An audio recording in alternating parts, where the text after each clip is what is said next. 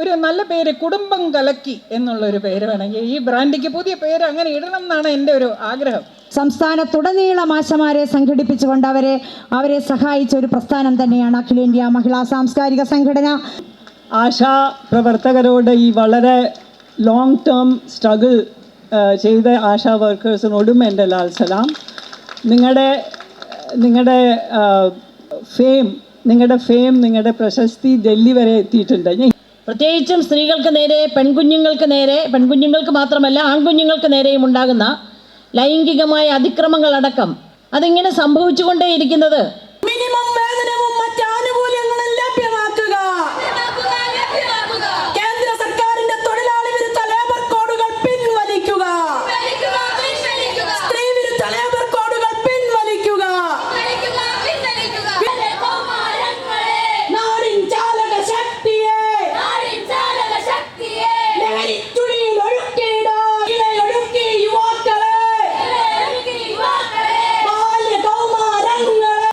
സ്ത്രീകൾക്കും കുട്ടികൾക്കും നേരെയുള്ള അതിക്രമങ്ങൾ വളരെയധികം പെരുകിക്കൊണ്ടിരിക്കുന്ന ഈ സാഹചര്യത്തിൽ തൊഴിലിടങ്ങളിൽ സ്ത്രീകൾ ചൂഷണങ്ങൾക്കും വിവേചനങ്ങൾക്കും ലൈംഗികാതിക്രമങ്ങൾക്കും ഇരകളാക്കപ്പെട്ടുകൊണ്ടിരിക്കുന്ന ഈ സാഹചര്യത്തിൽ സ്ത്രീകളുടെ ശക്തമായ പോരാട്ടങ്ങൾ വളർത്തിയെടുത്തുകൊണ്ടിരിക്കുന്ന പ്രസ്ഥാനമായ അഖിലേന്ത്യാ മഹിളാ സാംസ്കാരിക സംഘടന കേവലം അതിൻ്റെ ഒരു സംഘടനാ സമ്മേളനമല്ല ഇവിടെ സംഘടിപ്പിക്കുന്നത്.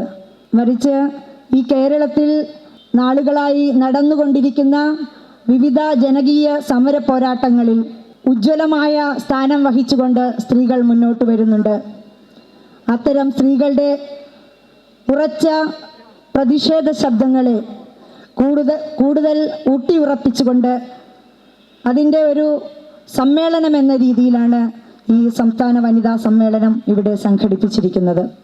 അഖിലേന്ത്യാ മഹിളാ സാംസ്കാരിക സംഘടന സ്ത്രീകൾക്ക് നേരെയുള്ള അതിക്രമങ്ങൾ, അതുപോലുള്ള പ്രശ്നങ്ങളിൽ ജനകീയ സമരങ്ങൾ മാത്രമല്ല സംഘടിപ്പിക്കുന്നത്, നമ്മുടെ സമൂഹത്തിൽ സ്ത്രീകളെ വ്യക്തികളെന്ന രീതിയിൽ അവരെ സമൂഹത്തിൻ്റെ മുഖ്യധാരയിലേക്ക് കൈപിടിച്ചുയർത്തിക്കൊണ്ട് സമൂഹത്തിൽ ഏതൊരു വിഷയത്തിലും നിലപാടെടുക്കാനും സമൂഹത്തിലെ ഏതൊരു മുന്നേറ്റത്തെയും നയിച്ചുകൊണ്ടൊപ്പം മുന്നോട്ട് പോകാനും കഴിയുന്ന വനിതകളാക്കി പ്രാപ്തരാക്കുക എന്ന ലക്ഷ്യം വെച്ചുകൊണ്ടുകൂടിയാണ് പ്രവർത്തിക്കുന്നത്. ഈ കേരളത്തിൻ്റെ മണ്ണിൽ കഴിഞ്ഞ നാളുകളിൽ നടന്ന നിരവധിയായ സമരങ്ങളിൽ നമുക്കത് കാണാൻ കഴിയുന്നുണ്ട്.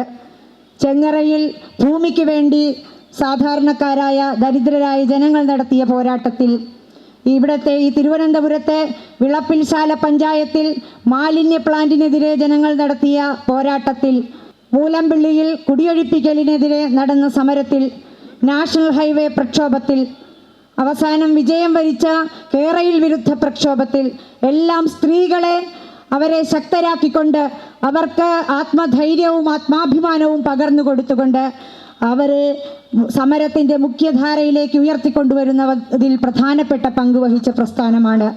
ഒപ്പം തൊഴിലാളികളുടെ ഇടയിലുള്ള പ്രവർത്തനമുണ്ട്.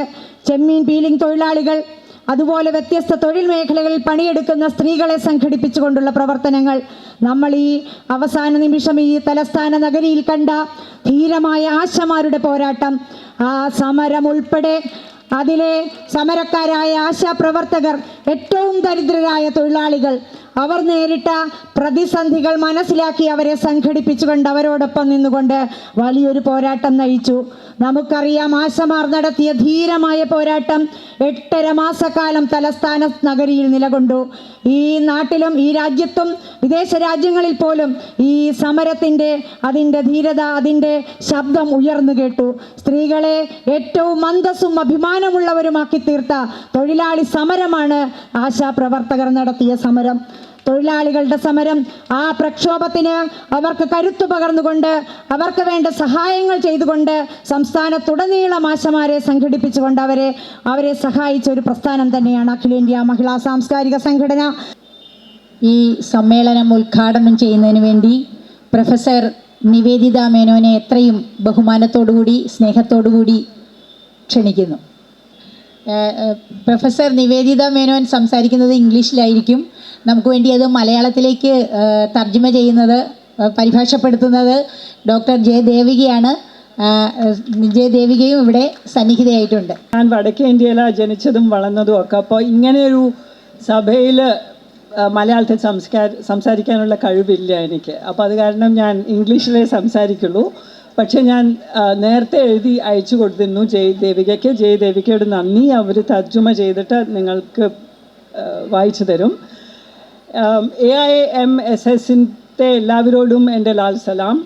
ആശാ പ്രവർത്തകരോട് ഈ വളരെ ലോങ് ടേം സ്ട്രഗിൾ ചെയ്ത ആശാ വർക്കേഴ്സിനോടും എൻ്റെ ലാൽ സലാം. നിങ്ങളുടെ ഫെയിം നിങ്ങളുടെ പ്രശസ്തി ഡൽഹി വരെ എത്തിയിട്ടുണ്ട്. ഞാൻ ഹിന്ദിയിൽ എനിക്ക് സംസാരിക്കാമായിരുന്നു, പക്ഷേ ഹിന്ദിയിൽ ഞാൻ തിരുവനന്തപുരത്ത് വന്ന് സംസാരിക്കുന്നില്ല. അപ്പം നിങ്ങളെപ്പറ്റി ഡൽഹി വരെ കേട്ടിട്ടുണ്ട്, ലോകം മുഴുവൻ നിങ്ങളുടെ ധൈര്യത്തിനെ പറ്റി കേട്ടിട്ടുണ്ട്. അപ്പം നിങ്ങൾക്ക് എല്ലാവർക്കും എൻ്റെ ലാൽ സലാം. The autonomy of states in a federal system has been eroded through policies like the National Education Policy. The end of Manrega and the new law that replaces it places the responsibility of funding on states, while the central government denies states their share of revenues from GST, for example. New labor laws have been passed which dismantle legal protections governing wages, job security and working conditions that were won through prolonged and often bitter struggles by generations of workers. Most importantly, they place severe restrictions on workers' legal right to strike. The dual agenda of the regime in power at the center is to establish a violent authoritarian Hindu Rashtra and promote crony capitalism at every level. The latest development on the latter front is the National Green Tribunal that has dismissed all objections to the Greater Nicobar Infrastructure Project, which involves the felling of over 1 million trees, destroying the biodiversity treasure trove of Nicobar's rainforests, which is the ancestral home to communities such as the Shompen, whose survival is intricately linked to these forests. 21-ാം നൂറ്റാണ്ടിലെ ഫെമിനിസങ്ങൾ എന്നായിരുന്നു ഈ നിവേദിതയുടെ പ്രഭാഷണത്തിൻ്റെ തലക്കെട്ട്. അപ്പോൾ തുടങ്ങിയത് ഹിന്ദുത്വത്തിനെതിരെയും മുതലാളിത്തത്തിനെതിരെയും സർവാധിപത്യത്തിനെതിരെയും സമരോത്സുകരായ സ്ത്രീകളുടെ ഈ സഭയിലേക്ക് കിട്ടിയ ക്ഷണത്തിന് നന്ദി പറഞ്ഞുകൊണ്ടാണ്. രാജ്യത്തിൽ മുമ്പൊരിക്കലുമില്ലാത്ത കാലമാണിത്. 2014 മുതലുള്ള BJP സർക്കാരുകൾ വിന്ധ്യന് വടക്കുള്ള ഇന്ത്യയിൽ ഹിന്ദുരാഷ്ട്രം സ്ഥാപിച്ചിരിക്കുന്നു. ഭരണഘടന അട്ടിമറിക്കപ്പെട്ടിരിക്കുന്നു. രാജ്യത്തിൻ്റെ പൊതുസ്വത്തുക്കൾ സ്വകാര്യ മൂലധനത്തിന് വിൽക്കാനുള്ള ശ്രമം വിജയകരമായിരിക്കുന്നു. ഉന്നത വിദ്യാഭ്യാസം സ്വകാര്യവൽക്കരിക്കപ്പെട്ടിരിക്കുന്നു. ദലിതർക്കും മതന്യൂനപക്ഷങ്ങൾക്കുമെതിരെയുള്ള ആക്രമണം തീവ്രമായിരിക്കുന്നു. ഫെഡറൽ വ്യവസ്ഥ പല വിധത്തിൽ ശോഷിച്ചു പോയിരിക്കുന്നു.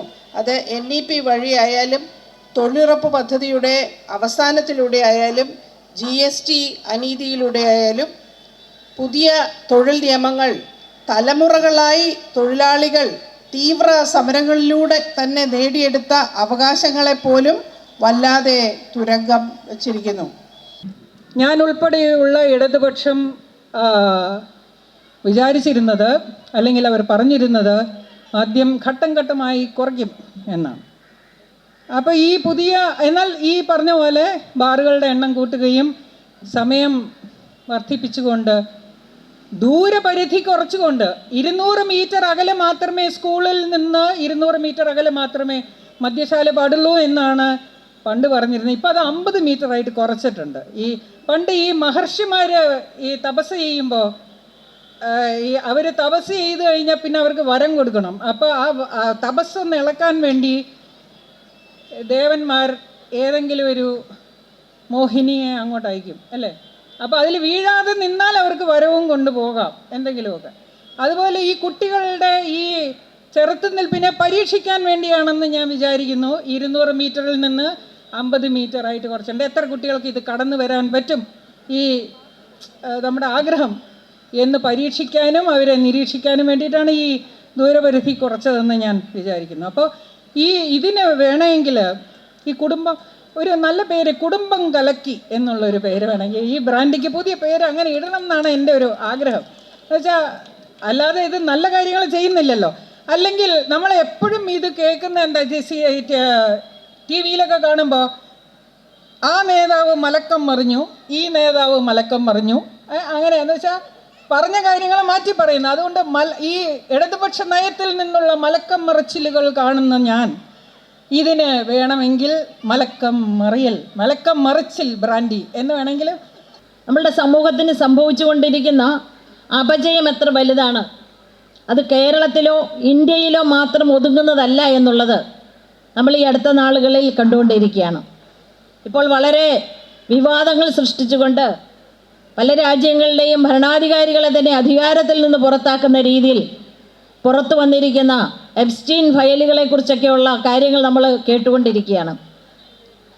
അപ്പോൾ നമ്മൾ കാണുന്നത് ഇന്ന് ഈ സ്ത്രീകൾ ഇന്ന് നമ്മളിവിടെ ചർച്ച ചെയ്ത ഒരുപാട് വിഷയങ്ങൾ, പ്രത്യേകിച്ചും സ്ത്രീകൾക്ക് നേരെ, പെൺകുഞ്ഞുങ്ങൾക്ക് മാത്രമല്ല ആൺകുഞ്ഞുങ്ങൾക്ക് നേരെയും ഉണ്ടാകുന്ന ലൈംഗികമായ അതിക്രമങ്ങളടക്കം അതിങ്ങനെ സംഭവിച്ചുകൊണ്ടേയിരിക്കുന്നത്, അതിൻ്റെ ആഴം എത്ര വലുതാണ് എന്നുള്ളത് ഞെട്ടിപ്പിക്കുന്ന തരത്തിലാണ് ഇപ്പോൾ ഈ സംഭവത്തിലൂടെ പുറത്തു വന്നിരിക്കുന്നത്.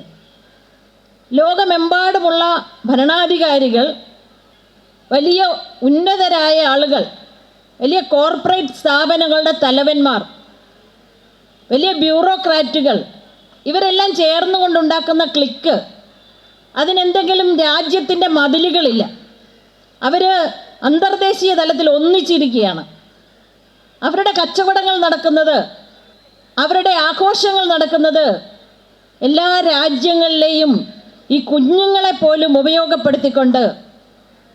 എന്ന് പറഞ്ഞാൽ നമ്മൾ പറയുന്ന ആയിരക്കണക്കിൻ്റെയും പതിനായിരക്കണക്കിൻ്റെയും കോടികളുടെ നമ്മൾക്ക് ചിന്തിക്കാൻ പറ്റാത്തതിനും ആസ്തികൾ ഉണ്ടാക്കിയിരിക്കുന്ന ആളുകൾ, അവരതിനു വേണ്ടി നമ്മൾ ഈ പറയുന്ന തെരുവുകളിൽ കാണുന്ന നാലാംകിട പിമ്പുകളുടെ പണി പോലും ചെയ്യാൻ തയ്യാറാണ് എന്നുള്ളൊരവസ്ഥയിലാണ് നമ്മളുടെ ലോക സാഹചര്യം വന്നു നിൽക്കുന്നത്.